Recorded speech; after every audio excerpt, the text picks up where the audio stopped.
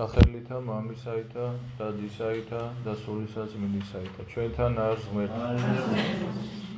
თქვენ თუ მიაქციეთ ყურადღება და თუ აქცევთ ყურადღება საკითხავებს, რასაც კითხულობს მე დავითი და თუ არ აქცევთ, ამას ხშირად შეგახსენებთ ხოლმე, რომ აუცილებლად მიაქციეთ ყურადღება, იმიტომ რომ იქ აღმოკითხულ ტექსტებში ღაღადებს სულიწმინდა. და აი რას ღაღადებს სულიწმინდა დღევანდელ ამოკითხულ ერთ-ერთ ფსალმურიდან დავით მეფსალმუნის პირით, რას ღაღადებს სულიწმინდა. კაცი ვითარცა თიო არიან დღენი მისნი. რამე თუ განვლო სულმან მიშორის და არღარა იყოს და არც აიცნას ადგილი მისი. და ვითარცა ყვავილი ველისა ეგრე აყვავდეს. ნახეთ როგორი სიტყვებია, განვლო სულმან მიშორისო და არღარა იყოსო და არც აიცნას ადგილი მისიო.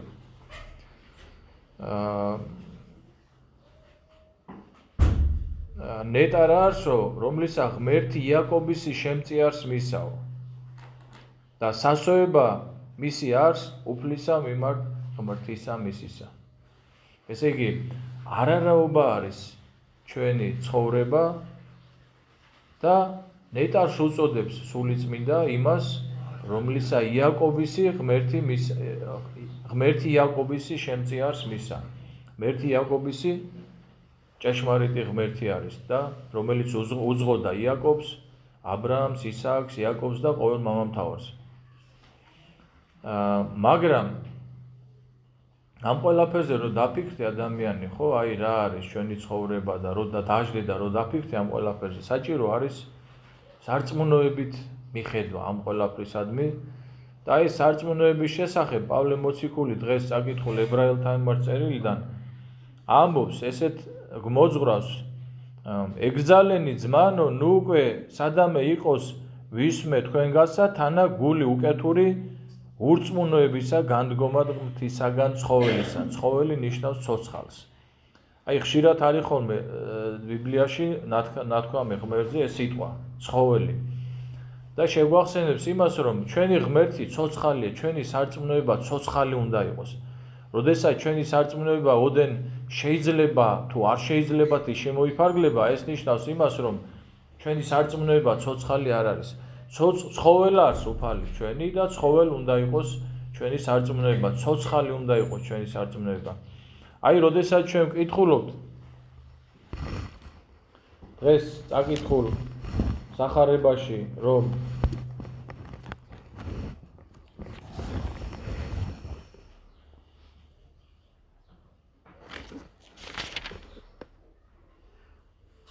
და უფალი გვეუბნება ჩვენ, რომ ამენ, ამენ გეტყვი თქვენ, რამე თუ რომელმა სიტყვანი ჩემი ისმინეს და რწმენეს მომავლნებელი ჩემი, აქუნდეს ცხოვრება საუკუნო და საჯელსაიგი არა შევიდეს, არამედ გარდაიცვალოს იგი სიკვდილისაგან ცხოვრებად.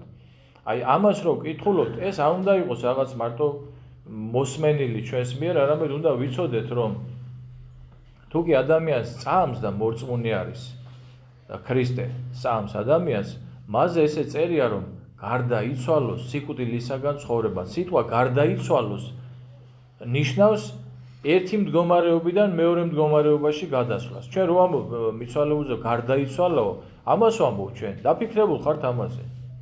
იცი, როცა ვამბობთ გარდაიცვალა, ჩვენ ვამბობთ, რომ ერთ მდგომარეობაში იყო და მეორე მდგომარეობაშია ხა. მეც კი არ ვამბობთ არაფერს. და ჩვენ უნდა ვიცოდეთ, რომ გარდაიცვალა, ანუ ადამიანი, მორწმუნე ადამიანი ერთი მდგომარეობიდან გადადის მეორე მდგომარეობაში. რა არის ის ერთი მდგომარეობა? სიკვდილი. და რა არის მეორე მდგომარეობა? ცხოვრება. უყურეთ, გარდაიცვალოს სიკვდილისაგან ცხოვრებად. აი ეს სარწმუნოება უნდა გქონდეს ჩვენ და დღეს ასევე მარკოზის თავისაგან სახარება წავიკითხეთ ჩვენ, სადაც ერთ-ერთი განკეთროვნებული კეთროვანი მოდის უფალთან და ეუბნება, უფალო, უკეთო გინდეს ძალგის განწმენდა ჩემდა. კეთრი თქვენ იცით რა დაავადება იყო, რა მძიმე დაავადება იყო, ცოცხლად ლტებოდა ადამიანი და ამ დაავადებასთან დაკავშირებით მთელი რიგი განჩინებები იყო ძველი აღთქმის ჟულში. მათთვის სპეციალურად ქალაქი იყო და ორი მნიშვნელობით, ერთი ჰიგიენური თვალსაზრისით, რომ გადამდები იყო ეს კეთრი და არ შეიძლებოდა მისი საზოგადოებაში მყოფობა, გაჩერება, მეორე სულიერი თვალსაზრისით, რომ ესე იგი კეთრი იყო ცოდვის შედეგი.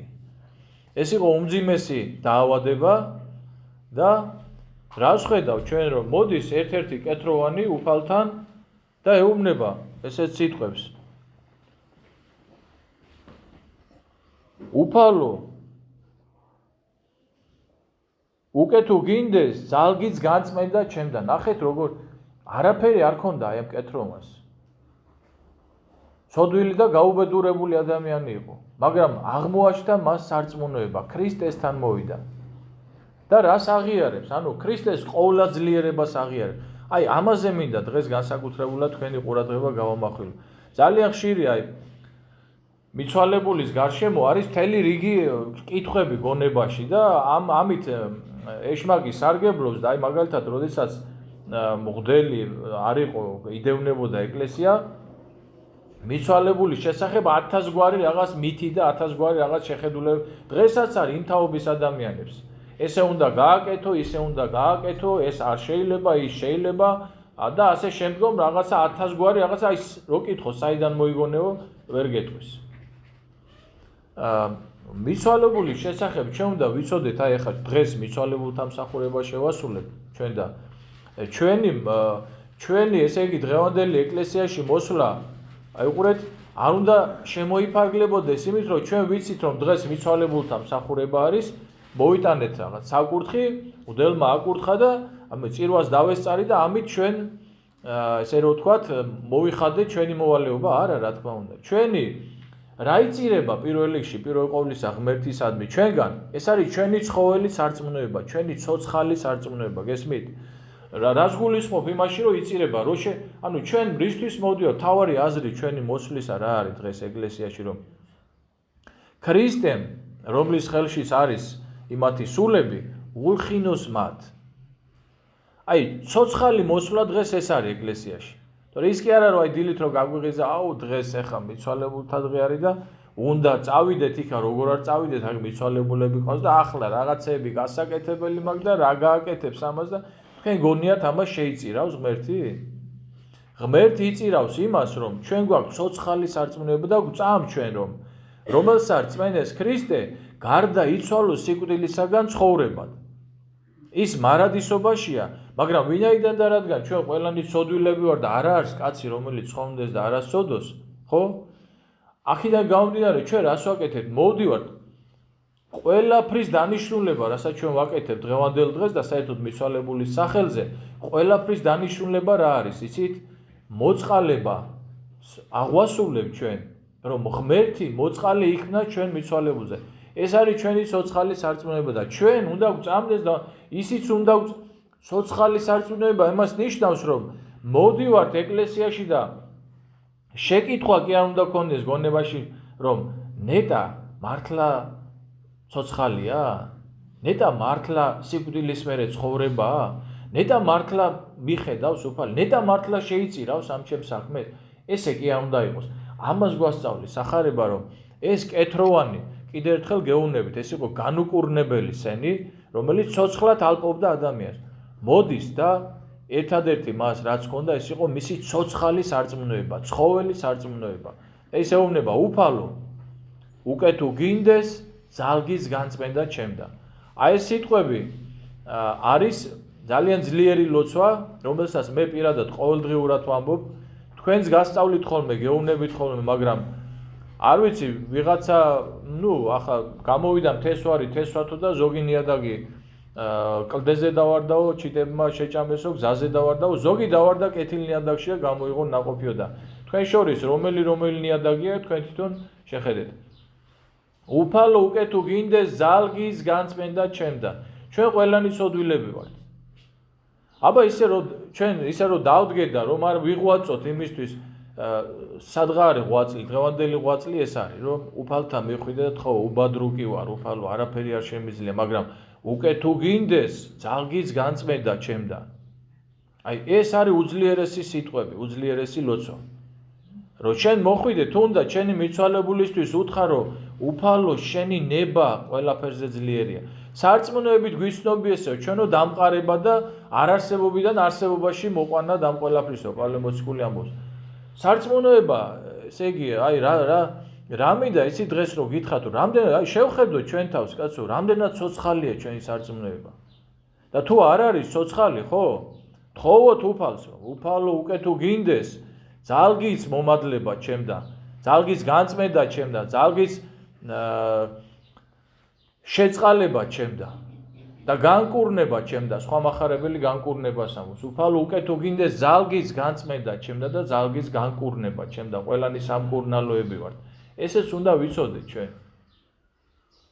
რომ ყველანი სამკურნალოები ვართ და მკურნალი სულისა და ხორცისას არის უფალი ჩვენი იესო ქრისტე. სანამ ჩვენ აქ ვართ, ცოცხლები ვართ და მიწაზე ვართ და ხორცში ვართ, მანამდე ჩვენ შეგვიძლია ბევრი რამ გავაკეთოთ იმისთვის, რომ ჩვენ განვიკურნოთ.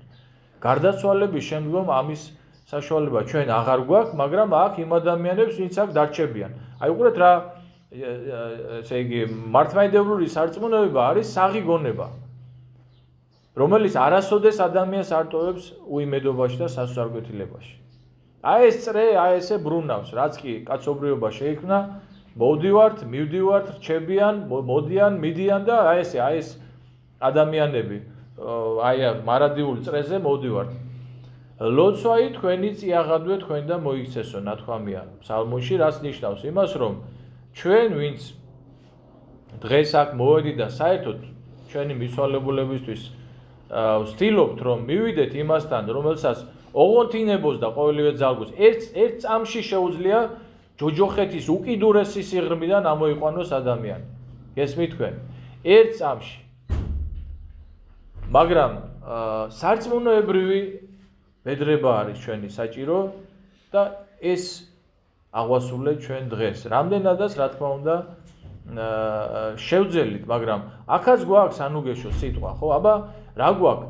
როცა ჩვენი სარწმუნოება არ არის შესაბამისი, ამისთვის გვაქვს ჩვენ ლოცვა და წესით ამასაც ყოველდღიურად უნდა ამბობდეთ თქვენ. ეს ლოცვა არის იმ მამის ვედრებიდან, რომელმაც სახარებაში უფალს თავისი შვილი მოუყვანა, რომელიც უმძიმეს მდგომარეობაში იყო და ქრისტე ეკითხება, უკვე თუ ძალგიც რწმუნებად ყოველივე შესაძლებელია მორწმუნისა და ის ეუბნება ეს სიტყვებს. მრწამს უფალო, შემეწიე ურწმუნოებასა ჩემსა. და ჩვენ ეს უნდა ვილოცოთ. წესით თქვენ უნდა ამბობდეთ ამ ლოცვას ყოველდღიურად. და უნდა ვილოცოთ ეს ლოცვა, იმიტომ რომ ძალიან მწირია ჩვენი სარწმუნოება. ჩანს ეს ფაქტია, რომ ნაკლებად ცოცხალია ჩვენი სარწმუნოება. უნდა გაცოცხლდეს ჩვენი სარწმუნოება. ჩვენ ქართველებს წინაპრებმა და გვიმემკვიდრეს, ვიცით რომ მართლმადიდებლები ვართ, ხო, მაგრამ ეს ცოცხალი უნდა იყოს. ცოცხალი სარწმუნოება რა არის? ის ყოველი შენი ფეხის ნაბიჯზე რო ჩანს. შენ რომ ითმენ, შენ რომ ცდილობ რომ ცოდვები შეინანო, შენ რომ ცდილობ რომ მაგალითი იყო, შენ რომ ცდილობ მოკლედ, რა ეს არის ცოცხალი სარწმუნოება, ეს არის თორე. ისე რომ თქვა ჩვენ რომ მართლმადიდებლები ვართ, კი ბატონო, მაგრამ ჩვენი წინაპრების დამსახურებაა. ერთმა მოგმადლოს ცოცხალი სარწმუნოება ისეთი როგორიც აი ამ კეთროვანს ჰქონდა, რათა მივიდეთ ჩვენ და შეგვეძლოს ესეთი ცხოველი, ესეთი ცოცხალი აღვლენა საويدრებელი უფლისადმი, რომ თუნდაც ჩვენი მიცვალებულებისთვის უფალო თუ შენ ინებებ, შეგიძლია მისი შეწყალება, შეგიძლია მისი ცხონება და უფალიც როგორც შეისმინა აი ამ კეთროვნის არაფერი არ ქონდა მას კიდევ ერთხელ გეუბნებით, არანაირი დამსახურება და არანაირი რაღაცა ღირსება, ერთადერთი იყო მისი სარწმუნოება და თუ მისი შეისმინა, ჩვენსაც შეისმენს უფალი და შეიწყალებს და აცხოვნებს ჩვენს მიცვალებულებს და ჩვენც მათთან ერთად, იმიტომ რომ სიყვარული სარწმუნოება არის ჩვენი სარწმუნოება და პირველი სიყვარული წირება ყოველთვის ჩვენგან, ჩვენ შეგვიწყალებს ვითარცა სახიერარს და გასმოყვარე. ამინ.